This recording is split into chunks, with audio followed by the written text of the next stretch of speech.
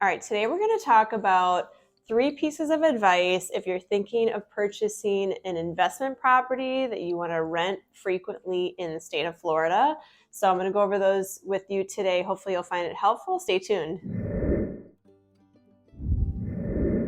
Okay, tip number 1, and I'm always going to recommend this as number 1, unless you're paying cash, make sure you have a preferred lender or talk to a lender, get pre-approved, because investment properties are a little bit different than your primary residence. So you're most likely going to be required to put more money down, typically at least 20%, usually 25 or 30%.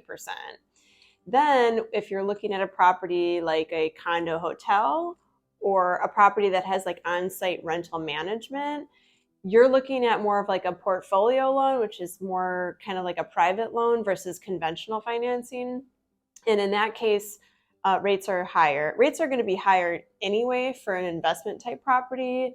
The good news is there are several products like the 5-1, 10-1, and 15-1 ARMs that are lower rates. They do lock you in. It's based on a 30-year loan, but you are locked in for the 5-year, the 10-year, or the 15, and you can refinance just like what the term going around, marry the house, date the rate. I think it's pretty good advice, honestly. There's no guarantee where the rates are going to go, so we can't say like the rates are going to go down, but it will get you into a property and start creating some income for you on the new investment property.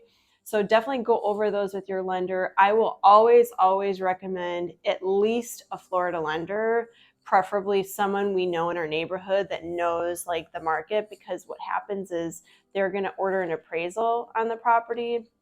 Unless you put a little over, I think 50% down, then they might waive that appraisal. But typically, we want an appraiser to come from this area. And when we have a local lender, we have a little bit more control over that, a little more comfort when negotiating on offers too, because we know these lenders and they know this market intimately. So get with us on finding a local lender as your very first step. Okay, tip number 2 would be request the rental history and all of the expenses ahead of time. Sometimes properties don't have rental histories, but that's where I come in. We can do a great deal of research of properties that have sold. We have access to the rental market of properties in the MLS and other avenues for resources as a realtor in the state of Florida that we can access for you to compile an estimate.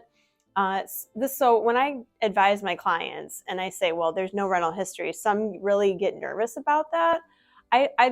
It's going to vary quite a bit based on the owner's occupancy of the property. So I really wouldn't shy away from a property that necessarily doesn't have a rental history and a projection for it, because not everybody was in it just for the sheer rental income of it. Maybe they just like the location. And like I said, a lot of these numbers are really skewed because family members come and go, or they might use it half the year, and they might be of the mindset that they just want to offset like their running costs and then use it for family memories and vacations. So that's where I come in and I'm able to advise people, like if I think this is a good area. It's always about location, right? So, but that being said, I think the rental history is helpful in many cases, especially like the daily, nightly, the weekly type rental properties typically will have those. The other thing that kind of goes with that, of course, the income. You want to know all the expenses and will they go up, especially on these condos now on the beaches or close to the beaches within 3 miles of the beach with insurance. So be mindful that some of these condo HOA fees are going up significantly. I've heard in some cases double. So you want to get projections of not only the expenses now, but projected for the next year at least, if you have it, and talk to your agent about any like assessments coming up. Now, you might buy a house like the one we're sitting in that doesn't have any sort of rental income at all. They just live there. But, these things are all going to go up regardless. Your taxes are going to go up. So you always have to add a buffer in, and that's again where your agent comes in, and we can help with projections. And I would personally rather be more conservative on the numbers so that you know really what your budget should look like moving into the future. Okay, guys, tip number 3. how are we going to find the renters? Are we going to hire a property manager? Where are we going to advertise it? So there's a lot of options there. You can hire a property manager that can do the whole shebang for you. So we have rental agents that we've known for a long time that can do concierge services. So if you want to be more hands-on with it and pay a little bit less, then there's services for you there. If you just want him or her to handle everything for you, they're going to typically charge between, well, if they do everything, it's typically 20%, maybe 25%. So we'll definitely eat into your income expenses, but there's, again, something here for everybody. And you definitely want to, if you're managing it yourself, you probably want to think about Airbnb, VRBO, get it in the MLS. There's other places like renting to travel nurses. There are websites for that. There are resources for that.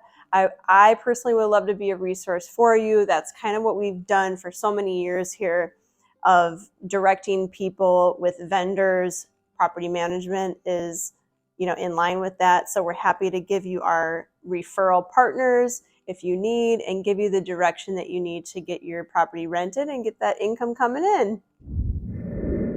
So I hope that you found those 3 pieces of advice helpful. If you're thinking of buying an investment property in Florida, please give us a shout, refer us. We love working with investors, snowbirds, island side, mainland side, between Charlotte County on the south, Sarasota in the middle, and Manatee on the north side.